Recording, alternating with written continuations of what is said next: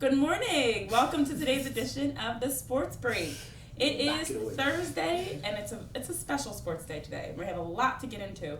I'm Renee Washington, joined by Kwame Fisher-Jones. And Kwame, I have to start off by saying sorry, not to you. Oh, sorry. That was so unexpected. In the words of Beyonce, I'm sorry. No, Beyonce's. Yeah, I'm gonna say Beyonce's not sorry. I'm half sorry, but Lucky Whitehead, your luck ran out. Your luck ran out. The Cowboys, yeah, that was a good joke. The Cowboys wide receiver was put off the team. We talked about it on Tuesday because he was getting into some trouble between selling his dog, trying to get his dog back, then saying his dog was stolen, allegedly shoplifting. In trouble, just too much. But it was just a lot going on. Yeah. It was a lot going on in a little bit of time. So the Cowboys released him, and then come to find out, later Tuesday, they were saying that he did not shoplift. In fact, the man that was shoplifting just, when the cops arrested him, threw out his name, Lucky Whitehead. I'm Lucky Whitehead.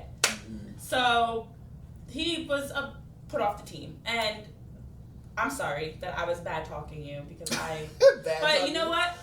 Even the Cowboys, they are sticking by what ever. It is a bad This apology. is the worst. Just say, my bad. I should have waited. You were right. You knew it all along. I was totally wrong.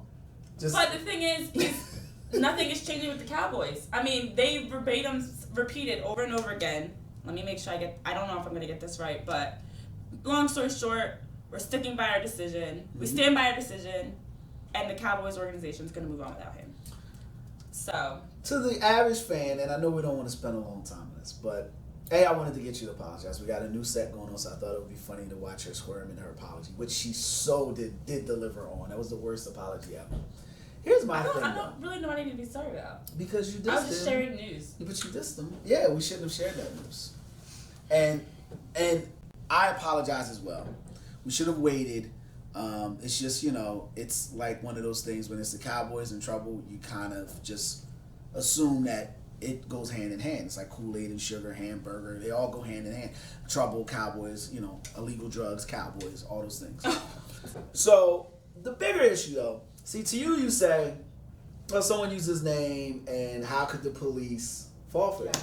To me, of all people in the world, of the 90 skillion people that live in the beautiful United States of America, why did he pick Lucky Whitehead's name? With all his information, social, date of birth. Like, he just happened to pick his name. Like, if you told, if your friend said, it just happens. Like, they just pulled my name out of the sky. You're like, get out of here. Something happened. So to me, it's not how did the police, it's why did the criminal know to use that name? And it actually worked. And it's funny because sometimes I know as a female, if you're out and someone's trying to talk to you and you don't really want to talk to them, you'll say like, oh, my name is Kwame Fisher-Jones, and lie to the person and give them the wrong number. That's different though. If you want to lie, and it's a funny joke. But this, you've never done that before? Why you gotta use my name? Well, you're sitting here. Okay, so if I say like, oh, haha, my name's really Beyonce, here's my phone number. Why I gotta be Kwame? It's like I'm the movie prize. Because what I'm trying to say is, I know what you use a friend's name. That's why I used you and Beyonce. You use a friend's name, but that's the new millennials. You see, we didn't use. But when you get arrested and you just throw out a random football player's name and it actually works, and for the longest time across news outlets, even the Cowboys management and coaches thought it was really him. That is a big issue. Well, maybe it wasn't random. Maybe it wasn't random. And that's why but the Cowboys. It's still a big issue. And it's funny, the new millennials, so they use friends as your names. It's like a joke. When I would give, if I didn't want a girl to be able to find me, or we want to use a name, I would use Mark Gadsden. So that was my alias name, and I didn't know Mark. Well, you Gadsden. do have an occasional alias that you use. Well, yeah, you don't want to use a friend because they can come back to you. If you use a friend, they can come back to you. But it's like a funny thing, like haha, when they text you and call you and say, "Oh, hey, this is so and so." You gave them your real number, but a fake name? No, you give them the person's number. Oh, or a fake number, and you give them a fake name. We used to mail, back in the day. I know we're off subject, but okay. Back when late at night, you would have those infomercials. And you would have like, just follow me. Yes, I'm with you. Okay. I'm here. So you would have like the sleep, the perfect pillow, or like the great slicer. We would, and if you call the number and just ask for information, they'll send you like all this information for like 6 months in a row. What? So if I was messing with my friends, I would give them their name and their address and have them send all that. See, it's a funny joke. That's funny. That's funny. Having some dude that you met at Blue Oyster calling me, talking about, yeah, you looked great, and I'm like, what? Exactly. That's not funny. funny. I bet that would be really funny. That's not funny. That's not funny. That's grounds for a fight. So yeah, apologies to Lucky. You got this one off. You were the one guy who could live by it. Wasn't me. But you and I know that there's more to this story than what's coming up. You know what? I love that every segment comes back to a song. It wasn't me. Shaggy. I've never heard that song before. You're kidding. Oh my God. I'm playing your words. All right, moving on. I believe that. I believe that we did win. I believe that we did win. I believe that we did win. I thought you were going to go Whitney Houston. I believe the children are the future. Or I believe I could fly. No. Last night, USA, woo! The men's national team did win the Gold Cup. It was exciting, thrilling, a 2-1 close nail-biter game. How long is the game again? How long is the game? Well, it all depends on injury time. Girl, how long is the game? How long is the game? It ended up going like a little over 90 minutes. The whole game was 9 minutes? 90 minutes. And Josie Altidore scores the first goal 45 minutes in. A veteran that they brought back, one of the 6 that they brought back for the Gold Cup. Jamaica scores to tie it up. And then to win it late in the 88th minute, they score a thrilling goal in the upper 90 to win the game. And tell me it's thrilling, it's not thrilling. Anyway, you gotta tell me she's beautiful. She's probably Jordan not Moore scores in the 88th minute. Upper 90 finish. Josie Altidore has beautiful upper 90 finish. Great soccer. 5 yellow cards throughout the game. I bet you would like that. What's the yellow card mean? So if you do something, you foul someone intentionally, you curse at the referee. It's like a flagrant foul in basketball. Okay. It's like a flagrant 1. And then a red card's like a flagrant 2, you get thrown out. Oh, well, talk to me about red. And they have to play with a player down. Plot twist. So, something that's very exciting about this is the USA brought back 6 veteran players, and we talked about this after their quarterfinal win. They brought back 6 veteran players, mixed them in with the young guys that they had to try to change the look of the team, and it worked. And those players were huge in helping them win. Okay. Michael Bradley was named the MVP of the tournament. That's a good alias name right there, Michael Bradley. That's a great alias. There's a good MB, Michael Bradley. There you go. That flows. See, I'm helping it could be smooth. It could be a smooth name. My name's Michael Bradley. So, because there's no future with her. She's at the end of the bar for a reason. You just thought a nickname. MB. And it was the same for Michael Bradley. Would you sit like this?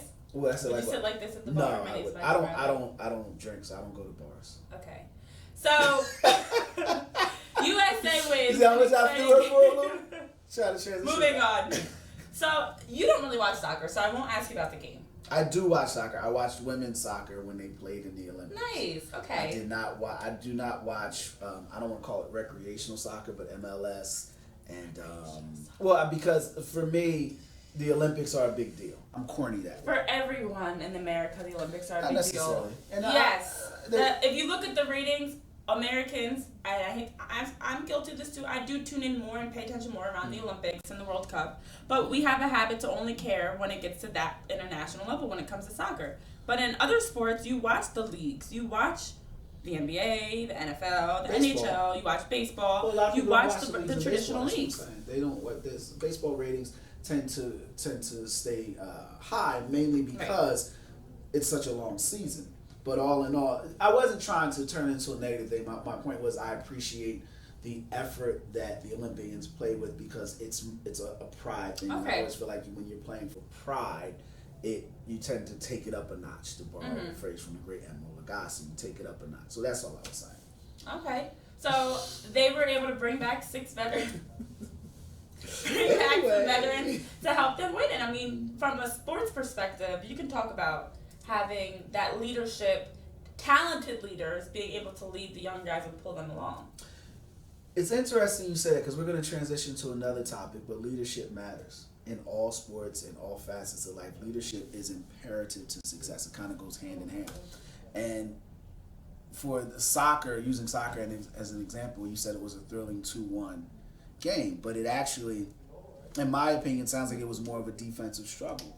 So having the leaders in place mattered to help these guys stay focused and understand that, you know, this may not be going your way now, but it's a long game, 90 minutes. And, you know, you need to stay focused and trust the process, if you will. It's like you can't say that without having a vision of a gurney or some sort of medical card coming through your mind. But yeah, so leadership matters, and you see that in all these sports. All right, so speaking of leadership, Michael Vick recently has been working with the Kansas City Chiefs. High five on that transition. Good job on that one. He's been working with the Kansas City Chiefs, Andy Reid, his buddy. And the great Andy Reid. The great Andy Reid, yes. Big Andy Reid guy. Yes. I know. So. Yeah, I'm interrupting you. You are interrupting me. I'm trying to get my point across. Stay focused. He's been working with them during training camp, and I think it's 3 weeks that they decided to bring him on, or the last 3 weeks or whatever. But it seems as though they're not interested in him coaching with them long term. And I know why. And Michael Vick has been changing his view as he's been talking about Colin Kaepernick. He's a changed man ever since he was convicted in the dogfighting scandal. And he I now know has why. changed his look. He's changed the way that he approaches everything, so that he can get the job. And he talked to Colin Kaepernick about that, about having to change to get that job. Cut his hair. Go bald, Mike. Maybe they'll let you sit at the table if you go bald. It's the only reason why I wanted to talk about this. So I can say he needs to cut his hair. He needs to go bald. Clearly that's a problem. That's the issue. That's what you got from your time and level. I used to be a huge Michael Vick fan. I got in a fight because somebody tried to say Michael Vick wasn't live. Like, I was a huge Michael Vick fan. Wow. Then you started hearing whispers. Yes, you know, us men, we fight from time to time. You start hearing whispers about Michael Vick's not taking the time in the training room. He's not taking the time in the film room. He's not taking care of his body. He's not doing the things to be a great professional. It's like, no, that's not true. You just all hating on Michael Vick. You don't want to see the quarterback succeed. Then you see this dodo bird go on national TV, and when Deion Sanders asked him what he did with game tape and scouting tape, and for those of you that have never scouted, it is not fun to watch an entire game and watch one person. When you scout a team and you're putting a scouting report together, you literally have to watch one person. And then you watch the next person. And you make a whole list of all the things. So somebody, somewhere, put together scouting tape for Michael Vick, then got fired because Michael Vick didn't follow that scouting tape. Somewhere, somebody spent time putting together a whole game film for Michael Vick. Are you mad? I'm going to tell you why I'm mad. Yeah, because he still doesn't get it. And no one wants to tell him he doesn't get it. You were in jail, 23-1, locked down for a year, in 11 words, federal, if you've ever seen the movie Office Space, federal fill-in-the-blank prison. And you walk out, and the best thing you learned was, I need to cut my hair. Well, you got to say, I need to cut my, that's what Colin Kaepernick needs to do to change his image. How about work a little harder, Mike? How about that? How about not fight dogs? That doesn't seem like a fun idea. How about that? Maybe surround yourself with people that'll take the charge and not roll on you and still go to jail. How bad of a friend are you that in your plea deal you not only snitch, you still go to jail? That is the worst plea deal ever. If you're going to snitch on somebody, you snitch, then you walk away, go to Miami and get fat. So yes, I wanted to talk about this for the sole purpose of digging into Michael Vick, who still doesn't get it. The floor is yours. I don't know what to say. Wow. That was, I mean, you went from I went to NBA being Files. here, you went all the way in here, you were in here. But did you get the gist of what I'm saying? But I do get it. He doesn't get it. And now to have him stepping into a coaching role when he was, I mean, you have to be a certain type of player to be a certain type of coach. And if you can't do what it takes behind the scenes as a player, how are you going to step into that role as a leader, as a coach, when you weren't even able to do it when you were the quarterback? And he still doesn't get it. He doesn't understand that, yo, okay, you did it for 2 years. That doesn't make you qualified to coach it. And I don't believe, like, I believe in second chance. I believe in third chances. I believe in supporting people. I believe in supporting men. But I know we got to wrap it up. I feel the darts coming at my head. But I am having a failure to, we have a breakdown in communication, a failure to comprehend how he is qualified As a coach. A leader of men. Yeah. This is the dude that said the whole locker room wanted Riley Cooper gone. This dude stood up and said, well, he's not a bad guy. Hello? We saw the tape. He is. Like, where? Like, come on, Christmas. Come on, Virginia. Man. So, yes, I agree. But you're making some very good points. How bad was the scene with Michael Vick on there? Like, seriously. It was. And he's someone that it should not have been that bad. He's walking mush face. He's walking mush face. He was a good quarterback. He was an exciting quarterback. He was never a good quarterback. And you kept hoping it would translate over, and it never did. And now he wants to be my latex salesman? Are you kidding me? No. If I'm the quarterback in Kansas City, no. Okay, so I have to ask. Do you want him to coach Kansas City?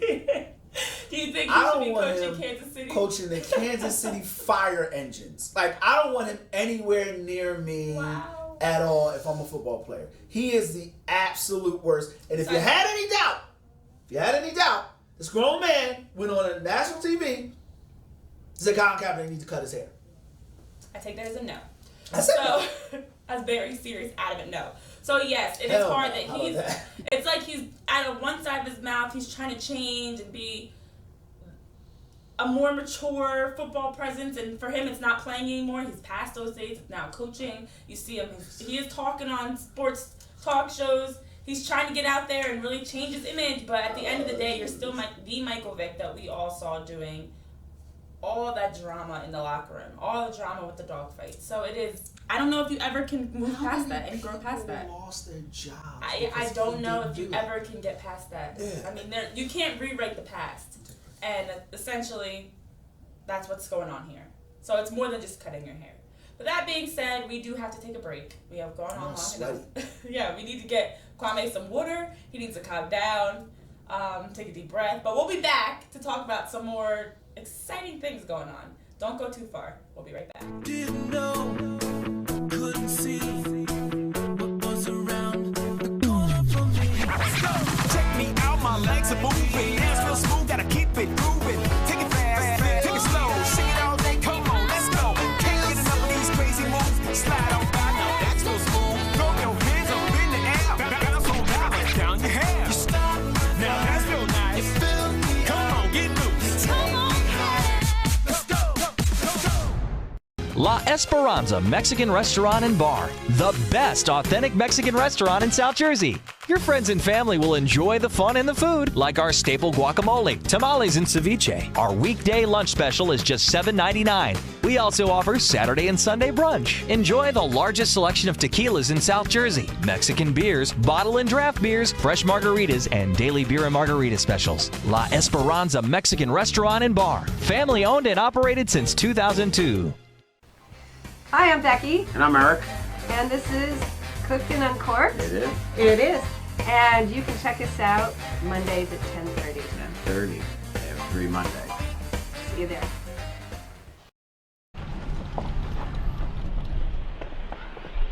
Got a quarter?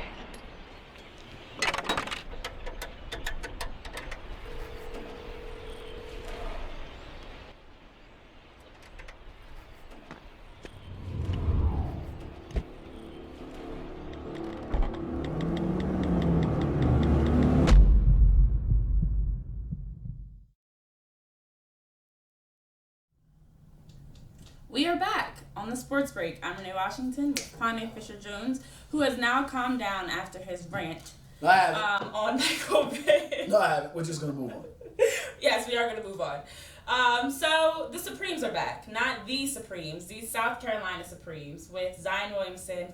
Had a big showdown last night in Las Vegas against the youngest of the Ball family, Lamelo Ball. And they actually overbooked the arena. They had issues because the cops had to barricade doors and they had to, it was a fire code issue, and there was lines and lines of people outside the door, but they eventually did play the game.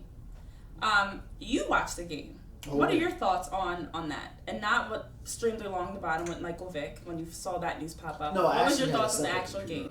I have a computer that doesn't leave the house. Like I have a takeout computer because I'm rough on laptops, and I have another computer that stays at the crib, and that was at the ticker. Okay, so it was streamed live, and you were able to watch it. She's like, bridge back to business. Bringing it back here. Shout out to Ballers Live too for putting it together and allowing people to see this game who weren't allowed to go. It was a big deal. I am a huge NBA basketball fan in general. Having coached young people, I tend to be a little bit more patient with certain players, with players in general, until they get to the professional level. Okay. I will say this: Lamelo has a lot further to go than Lonzo. Okay. To get to him, I'll say it that way. It was exciting though, man, and I had never seen Zion Williamson play a whole game. The coaching is horrendous. His coach was go figure. Well, his coach was holding a child during the game. Well, as he was pointing people. That's another thing. This does not make you a coach. This does not make you go. This doesn't make you a coach. Like, you know, I don't get it together. That doesn't make you a coach. So, but yeah, Zion Williamson had 28 points. Had a lot of fantastic, eye-popping, jump-out-of-your-seat plays. Mm-hmm. Lamelo Ball shot a lot. He reminds me... Oh, really? Why do you hate the Balls? I don't hate the Ball family, but that's not surprising to me. Well, that he shot a lot. He's a guy... I know you used to go to basketball courts and play in the summer, right? I used to play basketball, so yes. Did you go play like at playgrounds and stuff? Yes. So when you would go play with the playground, you know you had that one guy that just... wasn't as good as he thought he was, and he would take 15 shots and 2 would go in, and he would take 15. And knock it back on defense, and he'd be shooting. Well, no, LaMelo played a couple of defense. He had some rebounds. He's got a lot of heart. Okay. You can see that early, and usually the youngest sibling does. I think you're the baby of the family, right? The youngest girl. Yeah. So, wow, how many people are in your family? 4. I thought you said you had like 17 brothers and sisters. No. Okay. Sorry. I have 2 older sisters that are twins and a younger brother. I'm right in the middle. Well, usually the youngest, whether it's male or female, is usually the one that has the most fight in them, and you can tell that LaMelo has the most. You're the youngest girl. You're not the youngest sibling. I'm still a younger. I can't carry on this conversation. So anyway, so it was good to see LaMelo get out and play. I can see why his father is despised around a lot of circles because all 3 of his boys have high basketball IQ, which shows he knows how to coach the game. Yeah. All 3 of his boys play with a lot of passion and a lot of heart. You know, and you see that. So you see, as a father, he's doing a wonderful job, and I want to make sure I enunciate that. But Zion Williamson is a freak. He is LeBron James, not on talent, but in size. He's so much bigger than everyone else. He's so much faster, so much stronger. But with all that said, he's still a junior in high school. Yeah. And he did a lot of things. Well, he did a lot of things that are just like, why would you do that? You go, well, he's still a baby. Yep. Like, he's going to go home and have a McChicken sandwich and like fries. You know what I'm saying? That's what you do in high school. So, you know, but it was a great game. Shout out to the young fellas for putting it together. The Supremes won.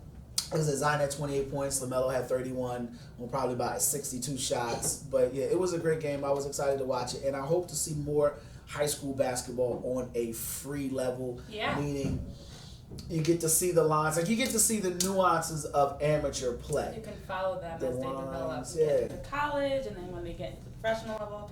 I did like LeVar Ball's speech that he was giving to LaMelo and his teammates. It went viral around. I don't know if you saw it on YouTube and everything. That he was really laying into them. Mm-hmm. Like you guys have a long way to go. You show up late. You drag into warm-ups. If you even get there for warm-ups, you're on your phone talking to girls. You're not focused. Mm-hmm. Because I do think that, and this is one thing I like about being able to live stream games at a high school level, is you have the good and bad side of it is you have a lot of talent out there, but you do have a lot of players out there that think because they are the tallest in their grade or because they're good right now that they don't have to work hard anymore. And, you know, so the good side of being able to... not working hard enough. Right. So the good side is that you get to watch these players develop. The bad side is you now have 16, 17-year-old kids on TV in the spotlight that on a stage that for a high school may be overwhelming, and maybe they start to take their foot off the pedal a little bit. They start to get complacent and like, I'm already a top recruit. I'm already playing with Lamelo Ball. I'm already playing with Zion Williamson. I don't have to do anything else. You know, I've made it already. I'm going to the league. I'm good. So it kind of takes that drive away because you no longer have to be, everything's ranked. Everything's all over social media. Everything's videos on, highlight reel videos and YouTube videos and trending videos. Everyone's getting hashtagged. And so you no longer... This is the hashtag queen, by the way. So for her to say too many hashtags, it's a lot. But I'm saying it changes the way that kids now have to approach the game. Mm-hmm. It's not like I'm quietly grinded in New Jersey, doing all I have to do, the best basketball player there, and someone else in South Carolina is doing it, and I rarely see them. No, you know who your competition is, but you also know what stage you're on. But you can also, and that's a great point. And one of the things that you are a top athlete. You work hard. One of the things you can attest to is, as an athlete, you have a decision though. Mm-hmm. You have your team and your teammates, and then you have the AAU and the other circuits where you can play. You don't have to do those things. Right. You can groom yourself on the playground. You can groom yourself in high school with your high school coach. You can groom yourself in your local rec center. It's when people see that talent, they try to pull you to the AAU side. Right. They pull you to the other side of it and give you the limelight. And I don't have a problem with either one of it, because I think that, and we'll talk about college sports, but I think that with a lot of young people, it's good for them to learn early to get a glimpse of what they're going into. And if they start coming in with the cell phone and talking to girls and not putting that effort early, okay, you got something on your hands. And I'll give you an example. I'm gonna give everybody an introspective view into Renee. The first 2 weeks Renee worked here, she was as quiet as a church mouse. Didn't want to say much. As I got to know you and we worked more, you became much more vocal about what you did like and what you didn't like. Mm-hmm. And when I asked you why, you said, well, I didn't want to come into the door making demands and have you think I was one way when I wasn't. And that's important, because when you know who you're working with and you know the mentality of the person, you know that they care about the team as well as themselves, versus somebody who comes in instantly and is giving you a pain in the special areas the moment they walk in.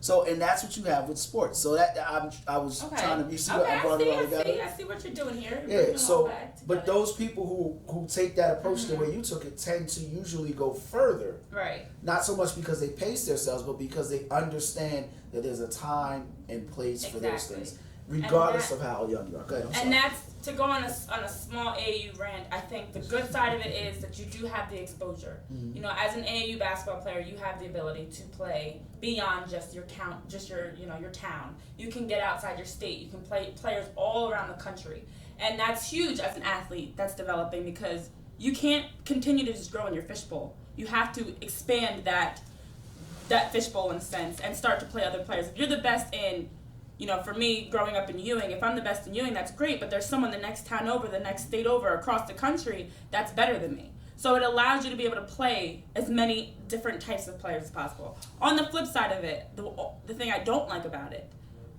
there's no loyalty, there's no development, there's no paperwork. So you have players that can easily, and I've seen it from growing up in AAU, from watching my siblings play AAU, will literally be on one team one day and then another team the next day. And everyone's just hopping to the best team. It's not, I'm going to stay with my coach and develop and we're going to get better as a team. It's coaches trying to pull players in their slides. They don't even wear sneakers. And they may be holding a baby or a cell phone or whatever. The coaches at the AAU level are questionable.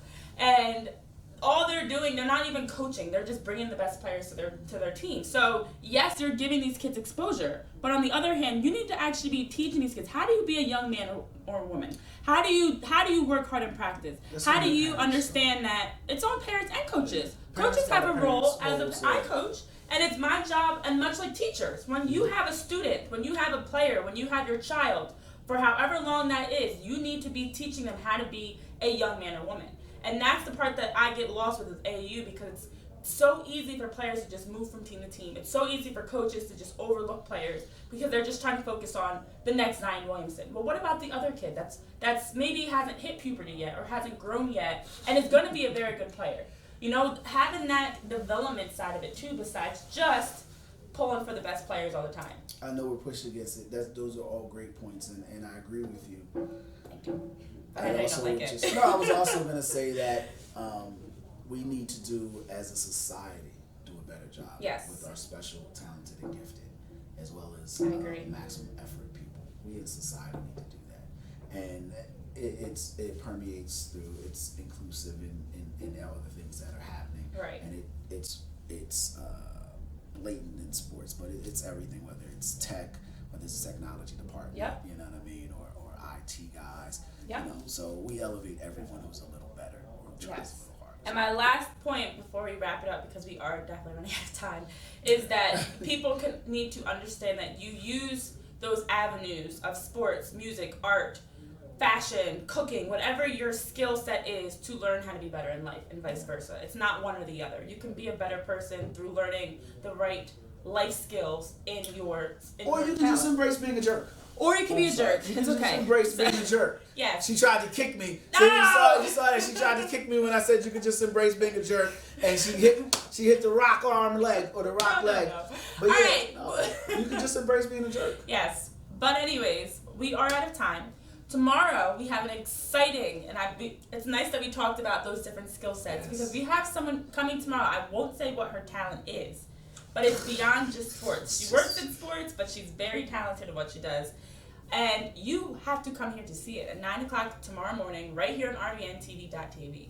But thank you for joining us today. I'm Renee Washington with Kwame Fisher-Jones. I hope you have a great Thursday, and I look forward to seeing you back here tomorrow morning.